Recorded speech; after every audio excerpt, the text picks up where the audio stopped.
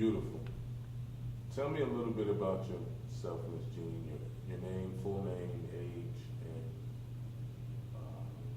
where you reside currently now. My name is Jean Hartzog, Jean Bransford Hartzog. I was born in Harford County, Maryland, and I now reside at 5 Claremont Avenue in Jersey City. Wonderful. Miss Jean, can you just tell me just a bit about your parents? Well, my mother was born in Oklahoma in 1910, and her parents worked at Langston, what is now Langston University. They were educators there. Both of them taught in the school. My grandmother was an English teacher, and my grandfather was an agronomy teacher, which was agricultural now. He had gone to Hampton, and she had gone someplace else. I never did figure out where. My father was born in Boston, Spring Street in Boston, Massachusetts, and his parents were domestic workers. His mother had also gone to Hampton, 2 years nursing school, and then she fell in love, just like young people do now, and she left school and got married to my grandfather, who was also another student at the Hampton Institute. Great. Interesting. Of course, being a child of a mother who was from Oklahoma, you have some stories that you can tell us about Tulsa, Oklahoma. Well, actually, we didn't live in Tulsa. We lived in Taft, Oklahoma, which was an all-black town established in, I guess, in the early 1900s. And it was a small town. All I could remember from there was they had a post office and they had a general store. The post office was like a ice cream parlor, and that's where everybody went. But from Tulsa, my mother always told us that in 1915, that's when they had what was known as Black Wall Street, because the black people were so prosperous that they had developed their own economic systems, socioeconomic things, and they were very prosperous. They were just prosperous people. They were well educated. They had established their own businesses, their stores, their businesses, banks, restaurants, I guess general stores, and they probably had specialty shops too. Interesting. Great. How did it feel back then for your parents to be African American growing up at that particular time?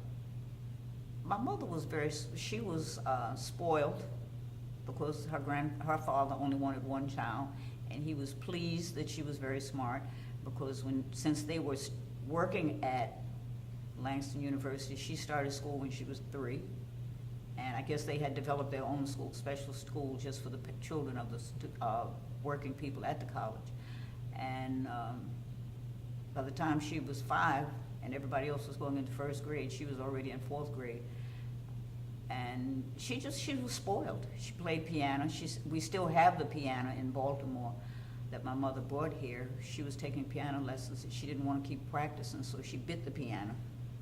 And we still have the teeth marks on the piano.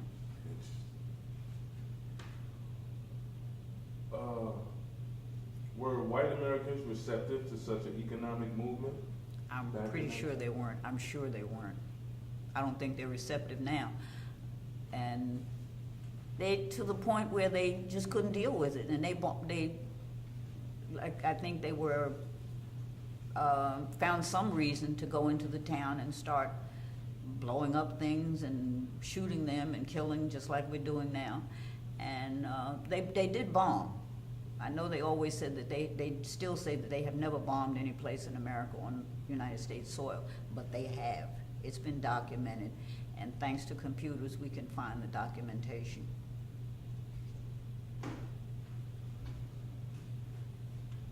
How did the African Americans back then respond to that opposition? There wasn't much they could do to retaliate because they still didn't have the backing of the United States or the federal government. They were still black.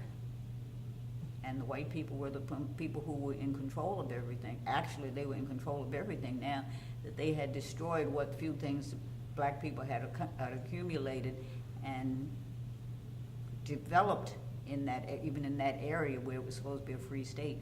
They had to a degree, you just have to back off. Either back off or die, and I don't think they were ready to die. They still had their property. They didn't have any money. but they still had their property because the money was probably all in their banks and in their establishments and in their businesses, tied up in their businesses. I'm gonna go with question 5, and then we have 5 more questions. I'm gonna let everyone take a break. Number 5, was anyone accused of the bombings of Black Wall Street? Apparently, the federal government was accused, but they denied it, you know, total denial. We didn't do that. You must have been young, you know, they come up with excuses. It had to be somebody else, you know, like who else could it be? Nobody else had the means to do those things. Nobody else had those kind of things. It had to be them. Nobody else had bombs. I don't even know how they did it, you know. Planes.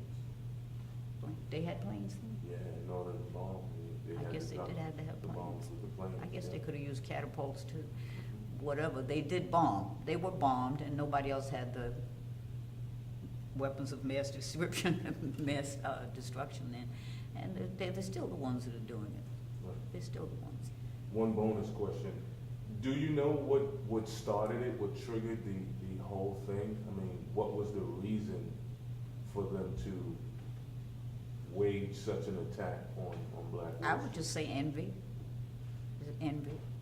People still do, they do the same things for envy, because of envy now that they've done since the beginning of time. People don't change. People don't change. Times change, people don't change. If people were greedy and envious in God's time, in Jesus' time, then they're still evil and greedy and envious. If you can't have it, if I can't have it, you can't have it either. You know, you just can't have it. We can't have that. We don't want you doing better than I'm doing. Even if I'm gonna help you and pull you up with me, I'm not supposed to be better than you. I'm not supposed to be able to attain goals that you can't attain. They feel like they still feel like they should have everything, and we should get the leftovers. Even though we developed the good things and the leftovers.